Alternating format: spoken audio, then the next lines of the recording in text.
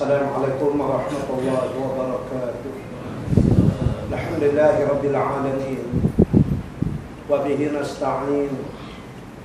Wa la 'udwana illa 'alal zalimin, amma ba'd. Sidang hadirin yang dirahmati Allah sekalian,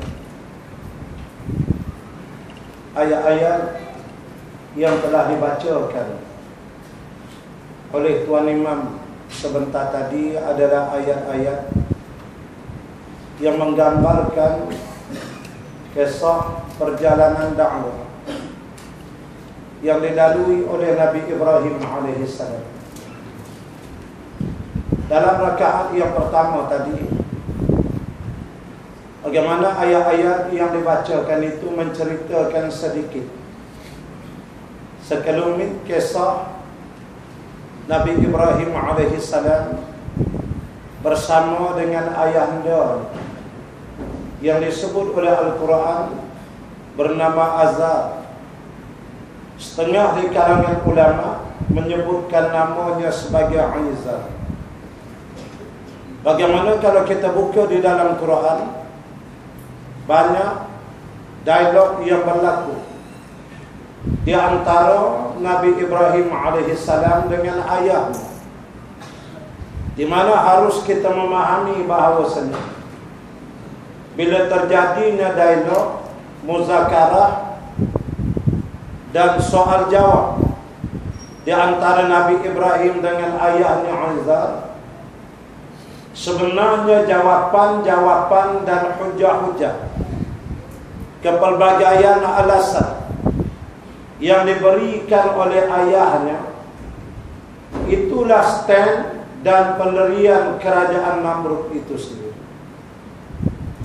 Kerana Azar, ayah kepada Nabi Ibrahim ini, merupakan right wing, orang kanan kepada Maharaja Namrud. Dia telah diberikan satu projek yang besar oleh kerajaan Namrud, Azar, ayah Nabi Ibrahim, iaitulah projek membuat patung-patung dan berhala-berhala sembahan, di mana patung yang dibuat oleh Azar, oleh ayah Nabi Ibrahim ni, berkenan sangat ke hati Maharaja Namrud. Memang dia suka sangat. Sebab itu dia bagi terus direct nego dengan ayah Nabi Ibrahim. Banyaklah dapatnya sebagai satu ujian kepada Nabi Ibrahim. Kalau Nabi Ibrahim mau bersenang lenang, tutup mulut aja, ikut segala kekufuran, kesesatan, jahiliyah di atas berbagai nama yang dijalankan oleh ayahnya bagi menegakkan sistem dan falsafah kerajaan Namrud yang syirik. Tapi Nabi Ibrahim dia lawan sampai ke Sudan. Dalam dia berlawan, berhujah, mengemukakan pandangan dan sebagainya, Nabi Ibrahim berikhtiar menambahkan ilmu, mengadakan renungan ke dalam diri, melihat alam persekitaran, khususnya yang ada di langit, bagaimana digambarkan dalam ayat-ayat yang dibacakan tadi.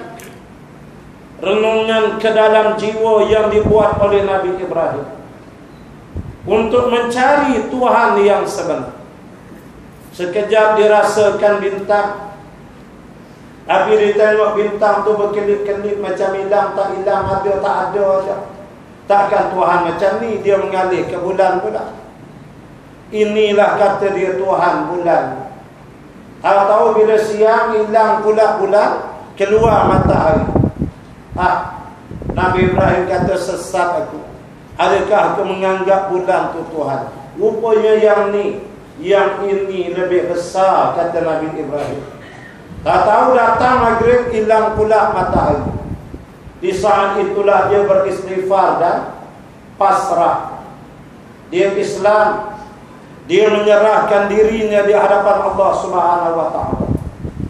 Satu daripada perangai Nabi Ibrahim Dia suka melakukan muhasabah ke atas dirinya sendiri. Dan ini perkara yang sangat baik, yang mesti kita lakukan tiap-tiap hari. Membanyakkan muhasabah ke atas diri, merenung dan melihat kejadian-kejadian yang telah dijadikan oleh Allah di sekeliling kita, supaya kita memahami bahawa hidup kita ini dikawal oleh Allah, Qadhi Rabbul Jalil. Bukannya kita boleh pandai-pandai buat perjalanan kehidupan kita masing-masing. Nabi Ibrahim alaihissalam membawa Islam sebagaimana nabi-nabi dan rasul-rasul yang lain. Islam yang jelas, wa'budullaha wajtanibut taghut. Abdikanlah diri kamu kepada Allah dan jauhkan dirimu daripada taghut, daripada setiap sesuatu yang melampaui dan melanggar undang-undang dan peraturan agama Allah Subhanahu wa ta'ala. Semua para nabi dan para rasul membawa akidah yang satu, membawa Islam yang satu, yang berbeza sedikit sebanyak di antara para nabi dan para rasul itu hanyalah dari segi syariatnya. Terdapat sedikit sebanyak perbezaan syariat, sebab permasalahan yang dihadapi oleh kaumnya masing-masing tidak sama. Kaum Nabi Lut lain masalah dibanding dengan kaum Nabi Syuaib. Kaum Nabi Syuaib di antaranya suka menipu dalam sukatan dan timbangan. Kalau ditimbang untuk dia, lebih semua. Kalau timbang untuk orang lain, tak ada apa orang lain dapat. Tapi pakai timbang yang sama, unipu sapu ke dia semua. Ni perangai kaum Nabi Syuaib, tidak menegakkan keadilan dalam menyukat dan timbangan bagi seluruh manusia. Baca Al-Quran, kita dapati pula Nabi Sulaiman alaihissalam. Kerajaannya yang memerintah, rakyatnya terdiri dari kalangan manusia, jin, haiwan. Jinnya ada jin Afrit yang kafir, ada jin yang Islam, binatang-binatang semua di bawah ta'aluk kerajaan dia. Maka masalah dia tu rencamnya kepelbagaian. Maka syariat bagi menyelesaikan masalah di zaman dia tak sama dengan zaman Nabi Syuaib. Yang dihadapi Nabi Syuaib tak sama dengan Nabi Musa hadapi. Berhadapan dengan Fir'aun yang bengis dan kejam. Itu sebab syariat tu dia berbeza sikit sebanyak, tapi matlamat objektif satu sahaja, mengajak semua manusia mestilah mengabdikan diri kepada Allah Subhanahu wa ta'ala. Itulah yang Nabi Ibrahim buat. Walaupun berhadapan dengan kaumnya, walau berhadapan dengan ayah dia, walaupun berhadapan dengan kerajaan yang memiliki kekuatan yang tidak ada tolak banding, dia menegakkan kekuatan Islam di hadapan taghut yang ada di zaman ini. Itu juga yang dijalankan oleh Nabi Yusuf alaihissalam. Ketika Nabi Yusuf di ISI kan 7 tahun di bumi Mesir, tanpa bicara disumbat ke dalam tanah. Bagaimana dalam penjara itu ada banduan yang lain yang bermimpi, mimpi yang pelik, ada 2 ekor dalam. Akhir dia jadi baik ke Nabi Yusuf. Nabi Yusuf masuk kena tahannya ke agama, kerana akidah, kerana akhlak, kerana takut ke Allah Ta'ala. Yang lain masuk tu ke macam-macam lah, curi lembu apa semua. Tapi duduk sekali satu sel dengan Nabi Yusuf alaihissalam. Makanya ada 2 orang tu dia mimpi, dan dia minta Nabi Yusuf ta'wil ahadis. Ta'wil ahadis, tolong takwilkan, ceritakan mimpi kami ini. Nabi Yusuf kata beritahu. Mereka ceritakan Nabi Yusuf. Tapi kalau tuan-tuan baca Al-Quran, tuan-tuan akan dapati bagaimana Nabi Yusuf menyimpang dulu. Dia kena lepes lekor Osman dulu. Dia ceritakan tentang Allah Qadi Rabbul Jalil. Allah itulah Tuhan yang sebenar. Allah Ta'ala itulah yang kena kita sembah. Yang ni kita dalam ni dia panggil as-sijin ni, penjara. Allah Ta'ala pun kawan-kawanku ada penjaranya nama neraka. Kamu kena takut kepada Allah Ta'ala walaupun kamu dalam penjara. Kalau kamu bertaubat, Allah Ta'ala tu Tuhan tu diampunkan kamu macam-macam. Dia dakwah dulu. Kalau tuan-tuan baca Quran dekat semuka setengah, dia duduk dalam gerbak-gerbuk. Ujung tu baru dia takwil mimpi. Bagaimana Nabi-Nabi dan Rasul-Rasul alaihi wassalatu wassalam memperanankan diri mereka, menyebarkan risalah, menyatakan kebenaran kepada manusia walaupun berada di dalam penjara. Hadirin dan hadirat, muslimin dan muslimat yang dirahmati Allah sekalian, Nabi Ibrahim alaihi salam berhadapan dengan Namrud hanya dengan Islam itulah.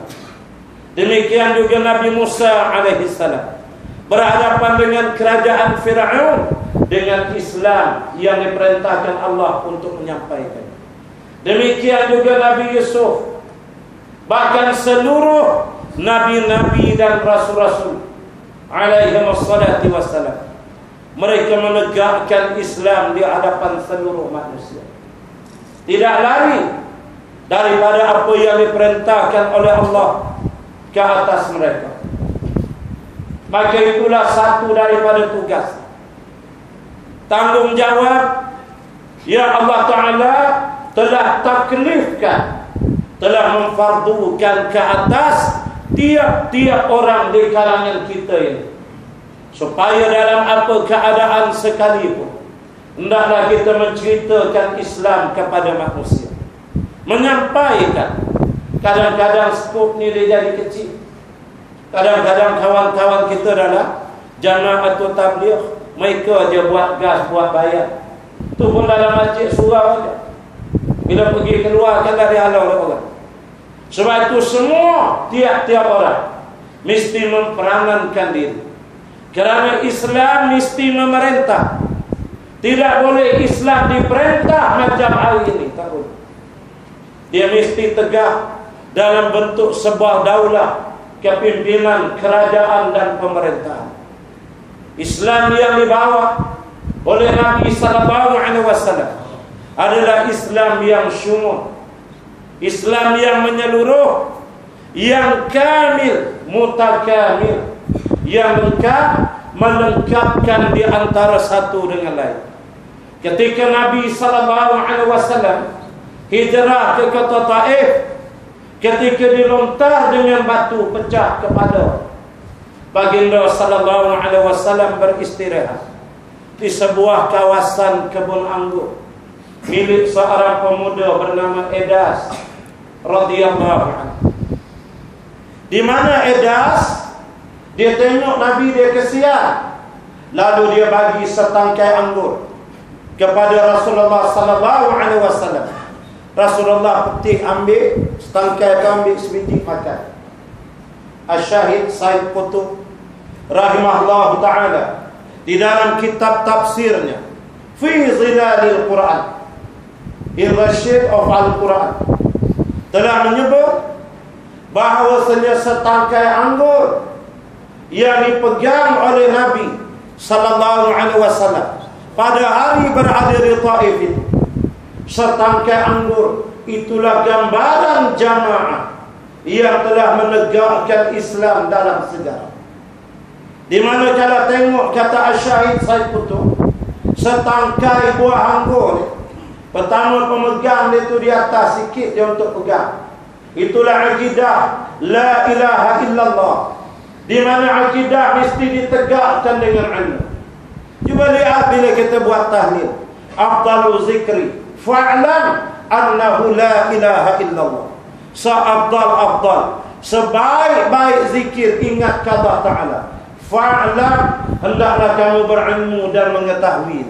Disebut ilmu dulu, baru annahu, dia itu ialah kalimah la ilaha illallah. Baru kita hayun sampai 100 la ilaha illallah. Tapi sebelum menyebut la ilaha illallah, diletak dulu kalimah fa'lam, hendaklah kamu ketahui. Menunjukkan ditegakkan akidah, ditegakkan kalimatut thayyibah, la ilaha illallah, mesti dengan ilmu. Sebab itu tidak ada pilihan, mesti berterusan belajar dan dapatkan ilmu. Nah, pagi besok insya-Allah macam yang telah diumum, tuan-tuan di sini akan dapat ilmu berhubung dengan Syiah. Boleh tahu, boleh faham, boleh menjaga diri, kerana ilmu itulah yang akan menyelamatkan kita. Sebab itulah kita buat dekat tazkirah walau 20 minit, walau setengah jam. Tazkirah dia tak ada panjang. Dia kalau panjang tu ceramah umum kat Padang. Dia jadi pendek kalau dia tembak gas, pendek kat ceramah. Itu dia.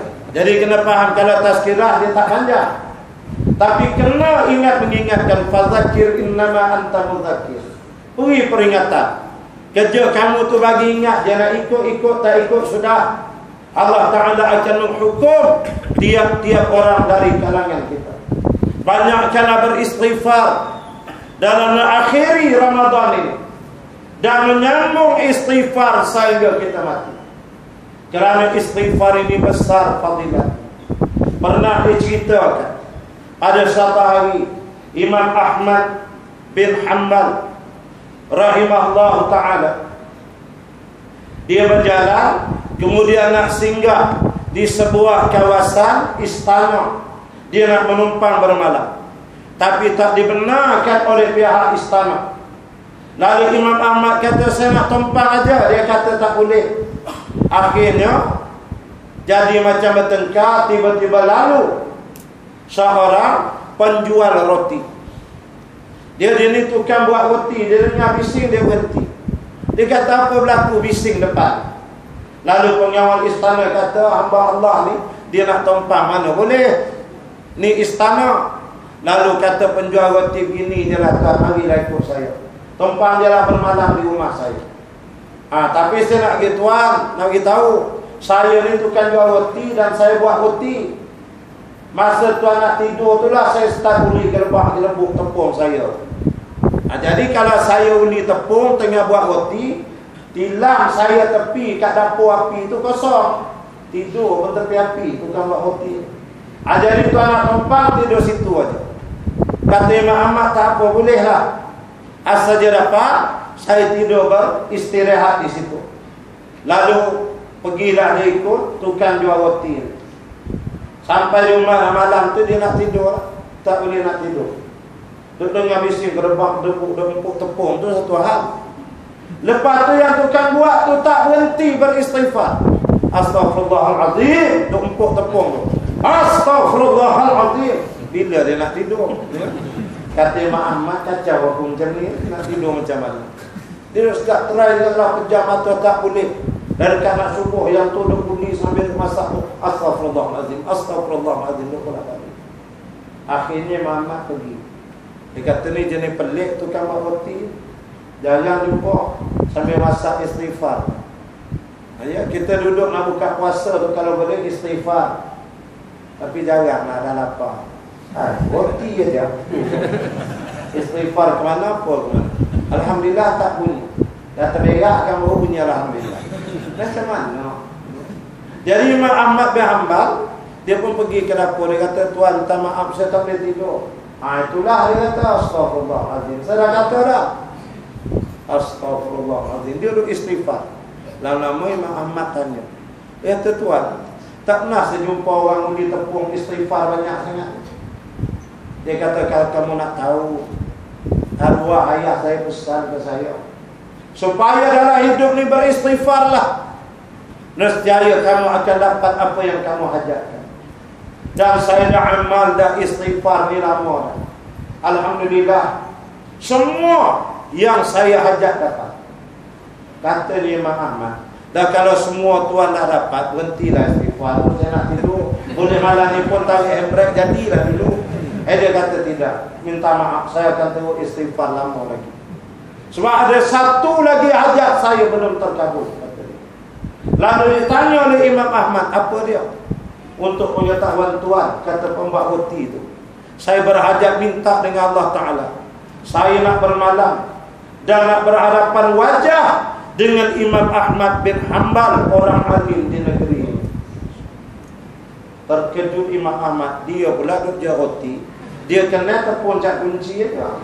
Imam Ahmad dia tak kenal. Jenis orang yang tu. Lunaskan Allah hajatmu, akulah Ahmad bin Hanbal. Menangis tukang buat roti.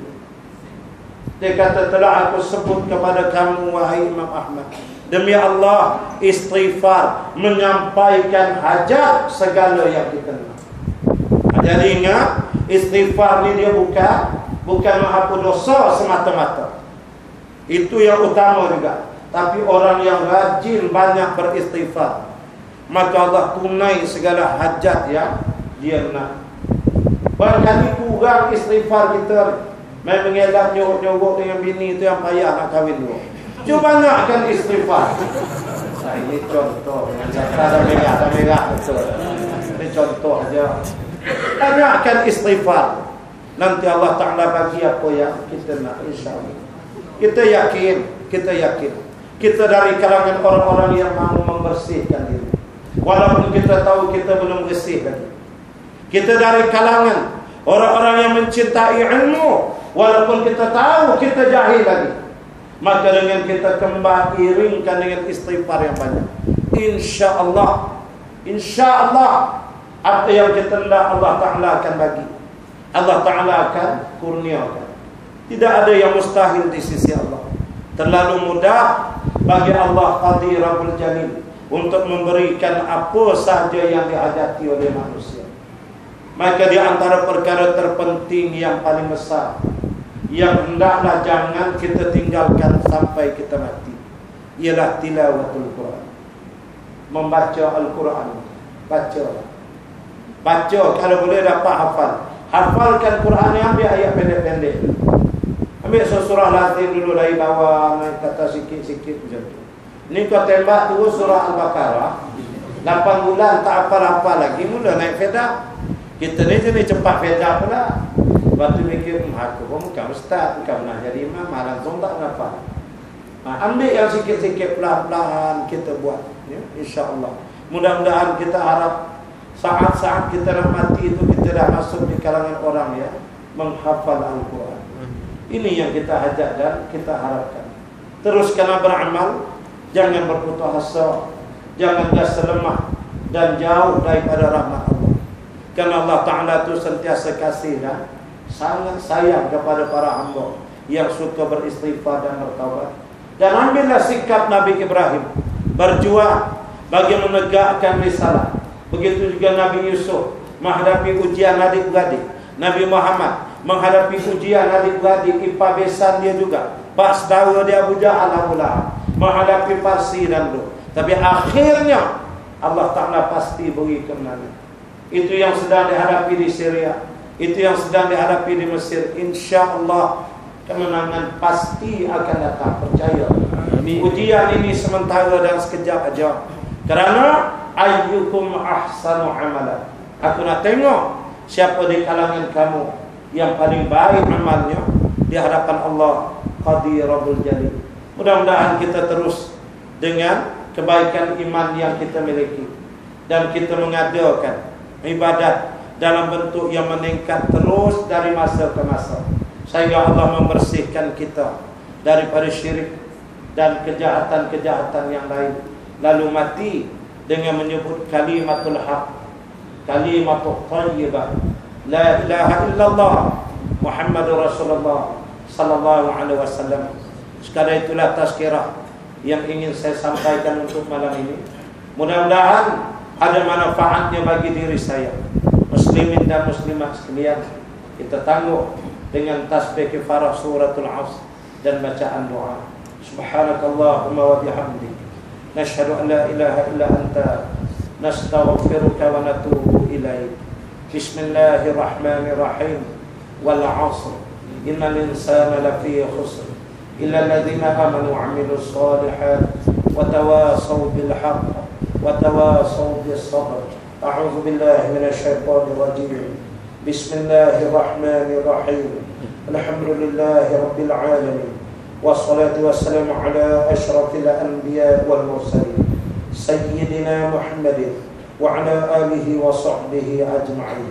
Allahumma inna nas'aluka ridhaka wal jannah wa na'udzu bika min sakhatika wan nar. Allahumma innaka 'afuwwun karim tuhibbul 'afwa fa'fu 'anna wa 'an walidina 'an jami'il muslimina wal muslimat wal mu'minina wal mu'minat al ahya'i minhum wal amwat bi rahmatika ya arhamar rahimin. Walhamdulillahi rabbil alamin wa billahi taufiq wal hidayah. Assalamualaikum warahmatullahi wabarakatuh.